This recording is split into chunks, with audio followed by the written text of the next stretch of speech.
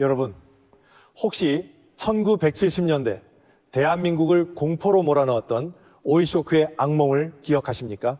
하룻밤 새해 기름값이 폭등하고 내 월급 빼고 모든 물가가 미친 듯이 치솟던 그 끔찍했던 시간들 말입니다. 그런데 방금 전 중동에서 전 세계를 발칵 뒤집어 놓은 최악의 속보가 타전되었습니다. 그동안 주변에서 눈치만 보던 특정 세력이 기어이 절대 넘지 말아야 할 선을 넘어버린 겁니다. 지금 일반 뉴스에서는 그저 본토를 향해 미사일 몇 발을 쐈다고 짤막하게 보도하고 있습니다.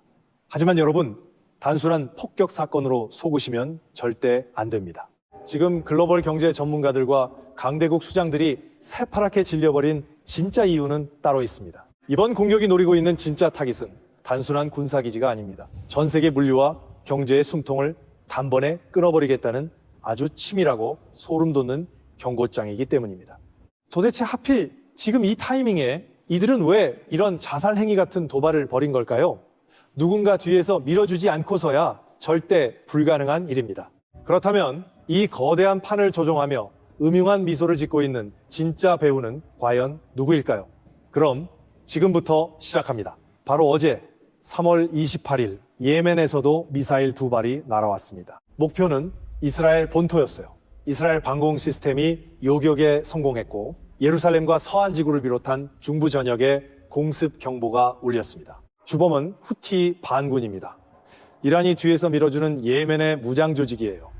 여러분, 여기서 한 가지만 생각해 보십시오. 정규군도 아닌 반군이 감히 중동 최강국 이스라엘 본토를 향해 미사일을 쐈습니다. 아무리 배짱이 두둑해도 뒤에 확실한 배후가 없으면 절대 못하는 짓이거든요. 실제로 후티 대변인 야히 야사리는 공식 성명에서 이렇게 말했습니다. 이란을 지원하기 위한 첫 번째 군사작전이다. 이란의 우방인 레바논 헤즈볼라의 작전과 시기를 맞췄다. 조율된 공격이라는 걸 대놓고 인정한 거예요. 그리고 같은 날 레바논에서도 이스라엘 북부로 로켓이 날아왔습니다. 북부에도 공습 경보가 발령됐어요. 남쪽에서 후티, 북쪽에서 헤즈볼라. 이스라엘이 양쪽에서 동시에 맞은 겁니다. 우리 외교부와 주이스라엘 대사관은 현지 교민들에게 위험지역 방문을 자제하고 가능하면 출국하라는 안전공지까지 내보냈어요. 이스라엘 전역이 적색경보 3단계 출국 권고 상태입니다. 이건 뉴스에서 보는 남의 나라 이야기가 아니라 우리 국민이 실제로 위험에 처해 있다는 뜻이거든요. 이스라엘도 가만히 있지 않았습니다. 즉각 테헤란과 타브리즈의 미사일 공장, 지하 터널, 방공 레이더를 폭격해서 이란 군사시설 상당 부분을 초토화시켰어요. 혁명수비대 공군사령관 다우드 셰이안이 그 공습에서 사망했고 이동식 탄도미사일 발사대도 여러 기가 파괴됐습니다. 심지어 이스라엘 모사드가 이란 내부의 비밀리에 건설한 드론 기지에서 자폭 드론을 띄워 이란의 전자전 시스템까지 타격했어요. 영화 같은 일이 실제로 벌어진 겁니다. 그런데 말입니다. 미사일은 요격됐잖아요. 다행히 어제 큰 피해도 없었고요. 그냥 한 번 쏘고 막히면 끝 아니냐 이렇게 생각하시는 분 계실 겁니다. 하지만 진짜 공포는 미사일 자체에 있지 않습니다. 이 미사일이 날아온 방향을 지도에서 한번 보시면 등골이 서늘해져요. 예멘이 어디에 있냐면 홍해 입구 바브엘 만데부 해협 바로 옆입니다. 전 세계 컨테이너 화물의 30%가 지나는 바닷길이에요. 하루 평균 900만 배럴의 원유가 이곳을 통과합니다. 우리식으로 비유하면 서울에서 부산까지 고속도로가 딱 하나인데 그 톨게이트를 무장단체가 쥐고 앉아서 지나가는 차마다 공격하겠다고 협박하는 상황과 같습니다. 어제의 미사일은 시작에 불과합니다. 후티가 진짜 노린 건 이 바닷길이거든요. 실제로 후티는 2023년부터 2025년까지 홍해에서 상선을 100건 넘게 공격한 전력이 있습니다. 선박 2척을 침몰시키고 한 척을 납포했어요. 올해 7월에는 그리스 소유 화물선 매직 시즈 호가 공격당해 침몰하는 과정이 영상으로 찍혀 전 세계에 퍼졌거든요. 선원이 15명 중 4명이 사망하고 19명이 실종됐습니다. 엄연한 살인이에요. 이 영상을 후티 반군 언론이 자랑스럽게 공개했어요. 어제의 미사일은 우리는 홍해를 다시 막을 준비가 됐다는 경고장인 겁니다. 그런데 이번에는 홍해 하나만 막히는 게 아니라는데 진짜 문제가 있습니다. 여러분, 호르무즈 해협이라는 이름 들어보셨을 겁니다. 뉴스에 맨날 나오는 그 이름이에요. 전 세계 원유 5통 중 한 통이 지나가는 바닷길입니다. 가장 좁은 구간이 33km밖에 안 돼요. 이 좁은 물길로 하루에 유조선 수십 척이 줄을 서서 지나갑니다. 오늘 현재 이 해협이 사실상 마비 상태입니다. 이란 혁명수비대가 봉쇄를 선언한 뒤로 유조선 수백 척이 발이 묶여 있어요. 바다에 기뢰를 깔았고 드론을 날렸고 허락 없이 지나가는 배는 공격하겠다고 경고했습니다. 말로만 한 게 아니에요. 실제로 부자이라 항구 근처에서 유조선이 드론에 맞았거든요. 바레인 연료 탱크도 공격을 받아서 불기둥이 솟았어요. 심지어 중국 선박까지 돌려 세웠습니다. 이란이 호르무즈 해협을 사실상 톨게이트로 만들어 버린 겁니다. 그러면 호르무즈가 막혔으니 홍해로 돌아가면 되지 않느냐? 맞아요. 중동 산유국들이 실제로 그렇게 했습니다. 사우디가 홍해 쪽 파이프라인을 통해 석유를 보내기 시작했고, 호르무즈 봉쇄 이후 홍해를 통한 대형 유조선 운항이 평소 월 2척에서 30척 이상으로 폭증했어요. 그런데 바로 그 시점에 후티 반군이 폭탄 선언을 합니다. 홍해에서의 상선 공격을 재개한다. 우회로마저 막아버리겠다는 거예요. 그리고 어제 실제로 이스라엘을 향해 미사일을 쐈습니다. 지금 상황을 집으로 비유해 볼게요. 현관문이 두 개 있다고 치겠습니다. 앞문이 호르무즈고 뒷문이 홍해예요. 앞문은 이란이 걸어 잠갔습니다. 그래서 뒷문으로 나가려 했더니 뒷문에는 후티 반군이 야구 방망이를 들고 서 있어요. 나가는 사람마다 한 대씩 때리겠다는 겁니다. 앞뒤로 꽉 막혔어요. 이게 바로 전문가들이 말하는 이중 봉쇄입니다. 이게 우리한테 어떻게 오냐면요. 여러분이 쿠팡에서 주문하는 해외 직구 물건, 마트에서 사는 수입 올리브유, 아이들 분유에 들어가는 원료까지 전부 배로 오거든요. 배가 아프리카 남단 희망봉으로 2주를 더 돌아가면 그 비용이 고스란히 가격에 붙습니다. 선박 보험료도 치솟고 있어요. 전쟁 전에 100원이던 해운 보험료가 지금 수배로 뛰었거든요. 그 보험료를 누가 내겠습니까? 결국 소비자한테 오는 거예요. 여러분이 마트에서 집어드는 식용유 한 병, 밀가루 한 봉지 가격에 다 붙습니다. 어떤 분은 이렇게 물으실 수 있어요. 그래도 전에 홍해 위기 때도 잘 버텼잖아. 이번에도 괜찮지 않겠어? 그런데 결정적인 차이가 있습니다. 2024년 홍해 위기 때는 수에즈 운하 통과 선박이 56% 급감했지만 호르무즈는 멀쩡했거든요. 돌아가면 됐어요. 지금은 호르무즈까지 동시에 막혔습니다. 돌아갈 데가 없는 거예요. 한 해운 전문가는 이렇게 말했습니다. 호르무즈와 홍해가 동시에 흔들리는 건 전례가 없다.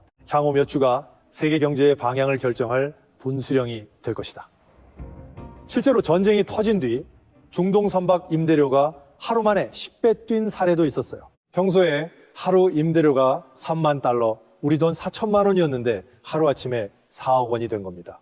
이 비용이 결국 어디로 갑니까? 여러분이 이 마트에서 계산할 때 찍히는 가격에 다 들어갑니다. 그런데요, 바닷길이 막힌 것만 무서운 게 아닙니다. 이 전쟁에는 훨씬 더 교활한 전략이 숨어 있어요. 바닷길 이야기를 잠깐 접어두겠습니다. 지금 이스라엘 국민들이 겪고 있는 현실을 보셔야 해요. 이걸 알아야 이 전쟁이 왜 쉽게 안 끝나는지가 보이거든요. 여러분, 전쟁이라고 하면 보통 뭘 떠올리시나요? 대규모 폭격이나 탱크가 밀고 들어오는 장면이죠. 그런데 이란과 후티가 쓰는 전략은 전혀 다릅니다. 거대한 미사일 한 방을 쏘는 게 아니에요. 하루에 5번, 많으면 11번씩 자잘한 미사일과 드론을 10분 단위로 쪼개서 날려보냅니다. 한번 상상해 보세요. 아침에 출근하려는데 사이렌이 울립니다. 방공호로 뛰어들어가요. 10분 지나서 해제되면 다시 나옵니다. 회사에 도착해서 일하는데 또 울립니다. 점심 먹다가 또 아이들 학교에서 또 밤에 잠들려는데 또 우리나라로 치면 서울 전역에 공습 경고가 하루에 10번씩 울리는 거예요. 지하철역으로, 아파트 지하 주차장으로 매번 뛰어 들어가야 하는 겁니다. 이게 하루도 아니고 매일매일 반복돼요. 실제로 올해 5월 초 후티가 쏜 미사일이 벤구리온 공항 3터미널 인근 도로에 떨어져서 6명이 부상당했어요. 이스라엘 최대 국제공항이 뚫린 겁니다. 우리로 치면 인천공항 활주로 옆에 미사일이 떨어진 거예요. 항공편이 줄줄이 취소됐고 8월에도 9월에도 예루살렘, 텔아비브 할 것 없이 중부 지역 전체에 경보가 수시로 울렸습니다. 이스라엘 정부가 발표한 민방위 지침이 뭐냐면요. 외출 시 사전에 방공호 위치를 확인하라. 다중 밀집 장소 방문을 자제하라. 스마트폰에 민방위 앱을 설치하라. 공항도, 유대교 회당도, 관공서도 다 위험구역이에요. 이건 며칠짜리 사건이 아니거든요. 몇 달째 이어지고 있는 일상입니다. 하지만 진짜 소름 돋는 건 돈입니다. 이란과 후티가 날리는 자폭 드론 샤헤드는 대당 3천만 원에서 7천만 원 정도예요. 비싸봐야 수천만 원짜리 싸구려 무기들입니다.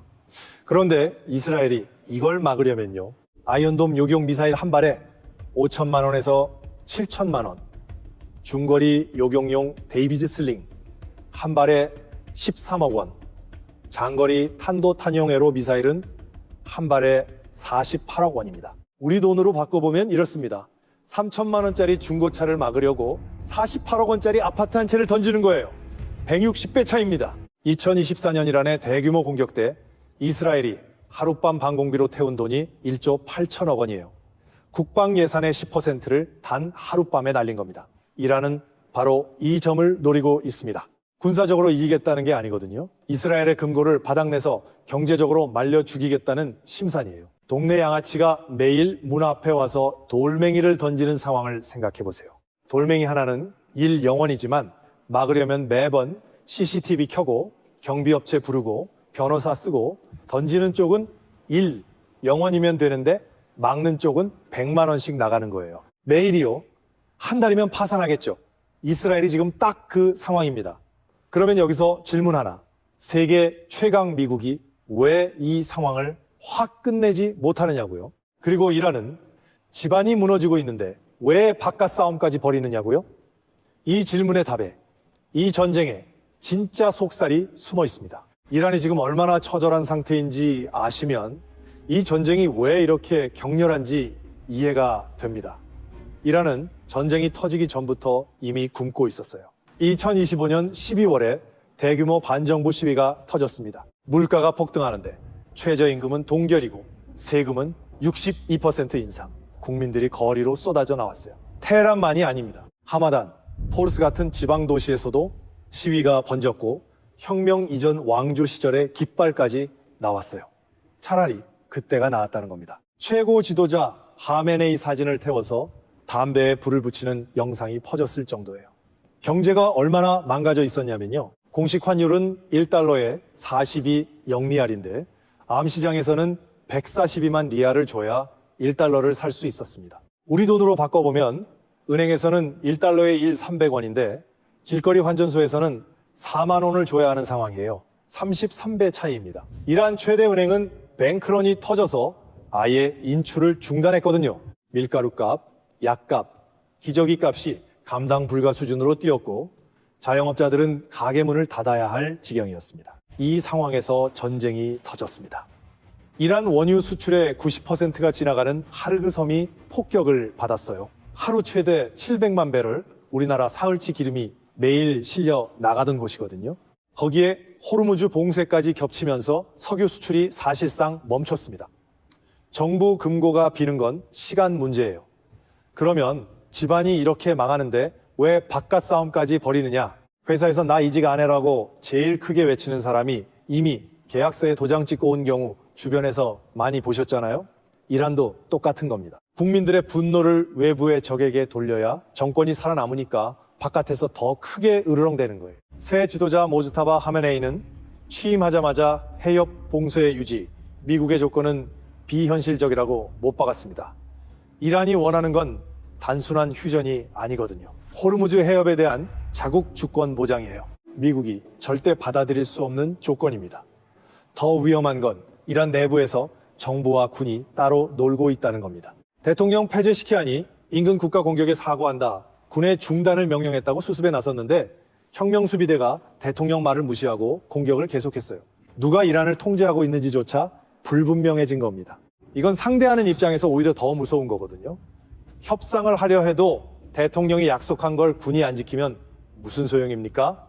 미국은 이 상황을 이용하려 합니다. 석유시설은 안 건드리되 경제적 질식으로 이란이 안에서 스스로 무너지게 만드는 것. 하르그섬 군사시설만 골라서 부순 것도 같은 맥락이거든요. 석유 탱크는 안 건드렸지만 그걸 지키던 방패를 벗겨낸 거예요. 원하면 언제든 부술 수 있다는 위협 자체가 이란의 숨통을 조이는 겁니다. 마치 칼을 안 쓰되 칼집에서 반만 꺼내 보여주는 거랑 같아요. 실제로 안 배워도 상대는 벌벌 떨잖아요. 빵값이 폭등하고 전기가 끊기고 약이 없어지면 아무리 강경한 정권도 버틸 수 없으니까요. 트럼프가 재미삼아 몇 번 더 공격할 수도 있다고 한 것도 이 심리전의 일환이에요. 하지만 이 교착이 길어질수록 뜻밖의 곳에서 불길이 옮겨 붙기 시작했습니다. 여러분, 혹시 최근 뉴스에서 사우디아라비아가 갑자기 태도를 바꿨다는 소식 보셨습니까? 얼마 전까지만 해도 사우디는 이란과 화해 분위기였어요. 2023년에 중국 중재로 외교 관계까지 복원했잖아요. 양쪽 대사가 서로 방문하고 정상회담까지 논의되던 시점이었거든요. 그런데 갑자기 이란의 행동을 더 이상 용납하지 않겠다, 확전을 불사하겠다며 강경하게 돌아선 겁니다. 왜 돌변했을까요? 이유가 아주 구체적이고 아주 뜨거웠습니다. 이란이 쏜 미사일 때문에 바레인의 정유시설에서 불기둥이 솟아올랐어요. 바레인은 사우디 바로 옆 나라입니다. 우리로 치면 인천에 있는 정유 공장에 미사일이 떨어진 거예요. 여기서 끝이 아닙니다. 아랍에미리트에 있는 아마존 웹서비스 데이터 센터도 드론 공격의 타격을 받아서 중동 전체의 인터넷 인프라가 장애를 일으켰습니다. 우리로 치면 판교에 있는 카카오 서버가 통째로 먹통된 거랑 비슷해요. 쿠웨이트 주거 지역에도 드론이 떨어졌어요. 일반 시민들이 사는 아파트 단지 옆이거든요. 전쟁이 이란, 이스라엘 사이를 넘어서 걸프 국가들의 앞마당까지 불이 번진 겁니다. 그리고 결정적으로 이란이 호르무즈 해협을 건드렸어요. 사우디에게 이 해협이 뭐냐면 석유 팔아먹고 살아야 하는 나라의 유일한 숨구멍이거든요. 국가 수입의 절반 이상이 석유인데 그 출구가 막혀버렸으니 숨통이 끊기는 겁니다. 여러분, 월급 받는 통장의 출금이 갑자기 막혀버린 상황을 한번 상상해 보세요. 돈은 있는데 꺼낼 수가 없어요.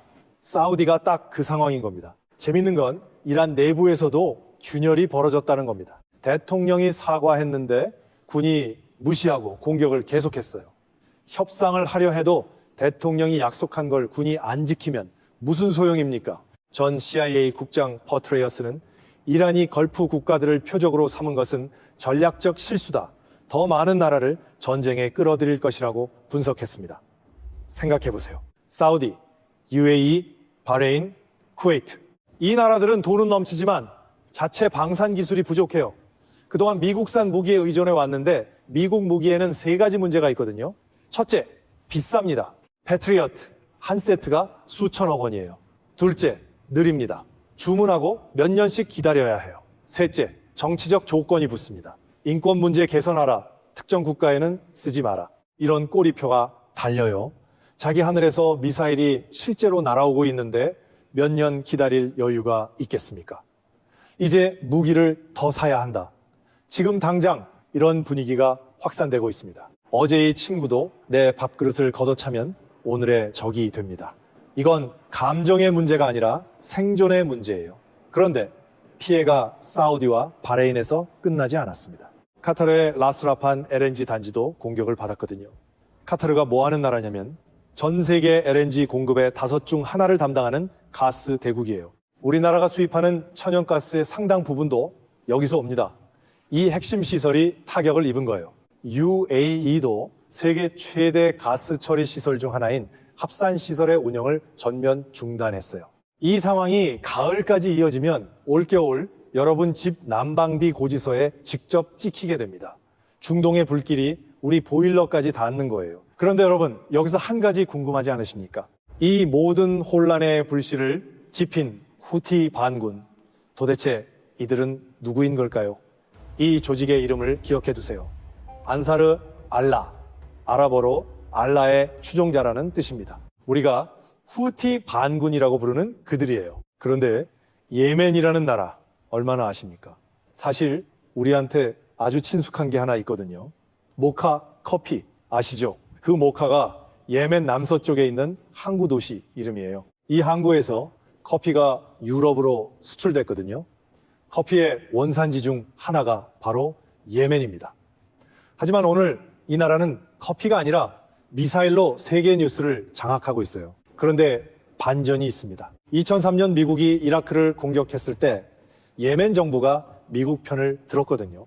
그러자 이 종교운동이 무장 조직으로 변했습니다. 지도자 후세인 알-후티가 정부에 대놓고 반기를 들었고 2004년 정부군과의 충돌에서 사살됐어요.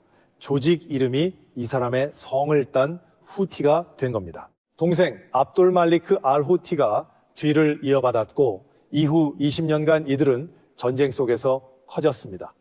보통 반군이면 정규군한테 밀리잖아요. 그런데 이 사람들은 달랐어요. 우리식으로 비유하면 동네 조기 축구팀이 국가대표를 이긴 격이에요.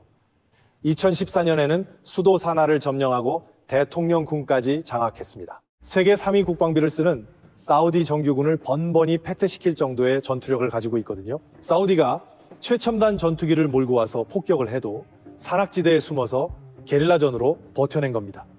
비결이 뭐냐고요? 이란이에요. 이란은 후티에게 해상기뢰, 탄도미사일, 순항미사일, 자폭 드론까지 최신 무기를 공급했습니다. 레바논의 헤즈볼라가 군사훈련까지 시켜줬어요.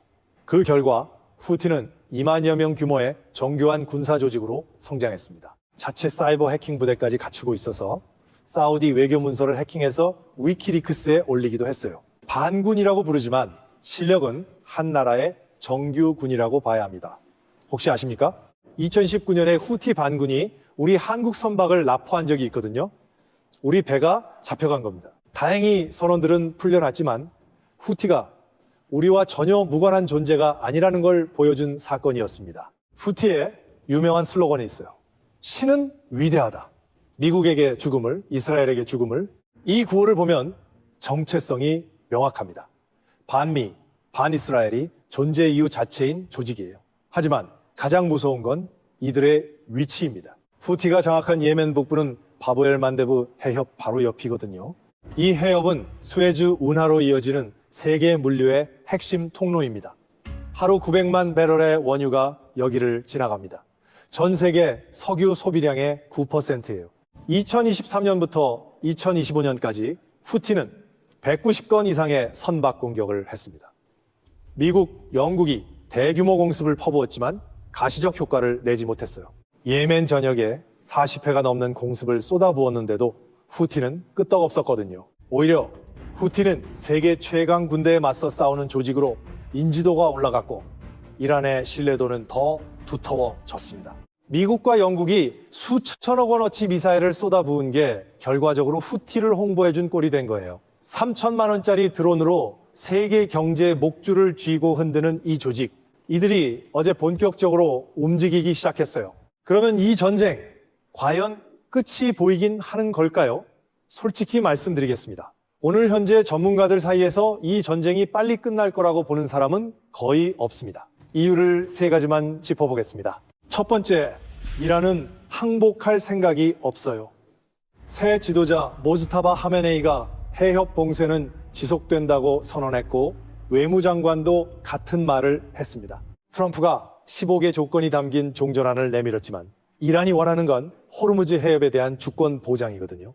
이란은 수에즈 운하처럼 해협을 지나는 배마다 통행료를 받겠다는 요구까지 내걸었어요. 자연적으로 생긴 바다에 통행료를 먹이겠다는 건데 국제법상 말이 안 되는 요구입니다. 하지만 이란도 이걸 모를 리 없어요. 중고차 살 때 일부러 터무니없이 낮은 가격을 부르는 것처럼 황당한 조건을 먼저 던져놓고 진짜 원하는 걸 얻어내려는 앵커링 전술이거든요. 두 번째, 비축량으로 버틸 시간이 길지 않습니다. 한국 비축이 250만 배럴은 우리나라 소비량으로 열흘치가 안 돼요. 국제에너지기구가 사상 최대인 4억 배럴 방출을 발표했지만 호르무즈 해협 정상 물동량으로 치면 겨우 20일치입니다. 응급실에서 수혈은 하고 있는데 피가 빠지는 속도를 전혀 못 따라가고 있는 거예요. 세 번째, 여기가 핵심인데요. 전쟁이 더 번질 가능성이 있어요. 어제 후티 반군이 참전하면서 홍해까지 위험해졌고 헤즈볼라가 레바논에서 이스라엘 북부를 때리고 있습니다. MBC 뉴스에 따르면 트럼프가 사적 자리에서 특수부대 투입에 강한 관심을 보이고 있다고 해요. 해병이 500명을 태운 군함이 이미 이동 중이거든요. 만약 미국이 지상군을 투입하면 2003년 이라크전처럼 수렁에 빠질 위험이 있습니다. 이라크에서 미국은 20년 넘게 발을 빼지 못했잖아요. 한국은 에너지의 94%를 수입에 의존하고 그 기름의 70% 이상이 중동에서 옵니다. 모건 스탠리는 한국은 러시아산 원유라는 대안이 마땅치 않아서 유가 충격에 훨씬 취약하다고 분석했어요. 여러분이 어제 주유소에서 본 가격표 혹시 기억나시나요? 국제 유가가 주유소에 반영되는데 이 3주 걸리거든요. 지금 우리가 넣고 있는 기름은 아직 유가 폭등 전 가격이 반영된 거예요. 진짜 무서운 가격은 아직 안 왔습니다. 이제부터 찍히기 시작해요. 어떤 분은 운동 갔다 오는 1시간 사이에 주유소 전광판이 50원 올라 있었다고 하더라고요. 요즘 패닉 주유라는 말까지 나옵니다. 기름값이 더 오를까봐 미리 가득 채우려고 새벽부터 줄 서는 거예요. 화물차 기사분들은 최저가 주유소를 앱으로 검색해서 새벽부터 줄을 서고 있고요. 한 달에 기름 200리터 넣는 분이면 4만 원이 그냥 증발하는 겁니다. 이 영원 넘으면 차를 세워야 하나? 이런 얘기가 벌써 운전자 커뮤니티에 돌고 있어요. 기름값이 오르면 뭐가 오를까요? 전부 다 오릅니다. 트럭이 마트로 물건 나르는데 경유가 들어가고 비닐하우스 난방에 기름이 쓰이고 택배비, 항공료, 버스비까지 석유는 현대 경제의 혈액이거든요. 혈액이 비싸지면 몸 전체가 아프기 시작합니다. 2022년 러시아 전쟁 때 소비자 물가가 5.1% 뛰었는데 그때는 유가가 올랐다가 비교적 빨리 빠졌거든요. 지금은 호르무즈라는 물리적 장벽이 막고 있어서 빠질 수가 없는 구조입니다. 여기에 환율까지 겹쳐요. 같은 양의 기름을 사와도 원화 약세가 겹치면 훨씬 비싸게 들어오거든요. 유가와 환율까지 이중 펀치를 동시에 맞고 있는 겁니다. 하지만 전쟁이 갑자기 끝나도 문제고 길어져도 문제입니다. 어느 쪽이든 당분간 에너지 가격의 불안정은 피할 수 없어요. 오늘 2026년 3월 29일 이번 사태가 우리에게 남기는 교훈은 결국 하나입니다. 에너지를 남에게 의존하는 나라는 지구 반대편 전쟁에도 지갑이 흔들린다는 거예요. 1973년 오일 쇼크 때를 한번 떠올려 보세요. 기름값이 4배로 뛰었고 우리나라 물가가 1년 만에 24% 폭등했습니다. 주유소 앞에 끝없이 줄을 섰고 연탄값이 미친 듯이 올랐어요. 인생 좀 사신 분들은 그 기억이 아직도 생생하실 겁니다. 그때는 해협 하나가 위협받은 거였거든요. 지금은 2개가 동시에 흔들리고 있어요. 호르무즈 해협이라는 폭 33km짜리 바닷길 하나, 그리고 홍해 입구 바브엘 만데브 해협까지 이 2개의 좁은 물길에 우리 경제의 숨통이 걸려 있습니다. 어제 후티 반군이 쏘아올린 미사일 한 발이 며칠 뒤 우리 집 주유소 가격표를 바꿉니다. 다음 달 마트 장바구니를 무겁게 만들고 택배비를 올리고 치킨 한 마리 가격도 슬금슬금 끌어올려요. 한번 생각해 보세요. 마트에서 사는 밀가루 한 봉지가 식탁에 오르기까지 기름이 몇 번이나 들어갈까요? 농산물 키우는데 경유가 쓰입니다. 비닐하우스 난방에 기름이 들어가고요. 수확한 걸 트럭에 실어 물류센터로 다시 마트로 나르는데 또 경유가 듭니다. 마트 냉장 진열대를 돌리는 전기도 상당 부분 화석 연료에서 나오거든요. 기름값이 한 번 오르면 밭에서 식탁까지 모든 단계에서 비용이 눈덩이처럼 쌓여요. 기름값이 오르면 공장 가동비가 올라가거든요. 제조업 생산비가 올라가면 기업은 채용을 얼리거나 소비자한테 비용을 넘깁니다. 어느 쪽이든 결국 우리 주머니에서 나가는 돈이에요. 2022년 러시아 전쟁 때 기억나시죠? 치킨값 올랐고 택배비 올랐고 라면값도 올랐습니다. 그의 소비자 물가가 5.1% 뛰었어요. 체감으로는 그보다 훨씬 심했을 겁니다. 겨울이 오면 보일러 가스비가 고지서로 돌아오고 여러분이 피땀 흘려 모아둔 주식이나 연금 자산의 가치도 출렁거립니다. 이스라엘의 막강한 첨단 군사력과 정보력, 그에 맞서 3천만 원짜리 드론과 바닷길 봉쇄로 목줄을 쥐고 흔드는 이란과 후티 반군. 20년 전 종교 부흥운동에서 시작한 2만 명짜리 조직이 오늘 세계 경제의 급소를 쥐고 있습니다. 그리고 이 혼란을 틈타 러시아는 이란의 군사적 지원을 약속했다는 이야기가 돌고 중국은 중동 석유의 최대 구매자로서 조용히 자기 몫을 챙기고 있어요. 미국은 전쟁을 벌이면서도 자국 셰일 석유 기업들이 유가 폭등으로 횡재하는 아이러니한 상황에 놓여 있습니다. 한 투자은행은 미국 석유 기업들이 올해 추가로 92조 원의 수익을 올릴 수 있다고 전망했어요. 전쟁으로 돈을 버는 나라가 있고 전쟁으로 지갑이 얇아지는 나라가 있습니다. 안타깝게도 우리는 후자예요. 지금 중동은 그 어느 때보다 아슬아슬한 벼랑 끝에 서 있습니다. 무력으로 상대를 부수는 이스라엘과 경제와 심리를 말려 죽이려는 이란. 과연 이 전쟁의 끝은 어디일까요? 그 어느 쪽이든 이 전쟁의 파편은 이미 우리 일상 곳곳에 박히기 시작했습니다. 인생의 산전수전 다 겪으신 우리 시청자분들, 이 판의 결말이 어떻게 될 것 같으십니까? 여러분의 날카로운 통찰을 댓글로 남겨주십시오.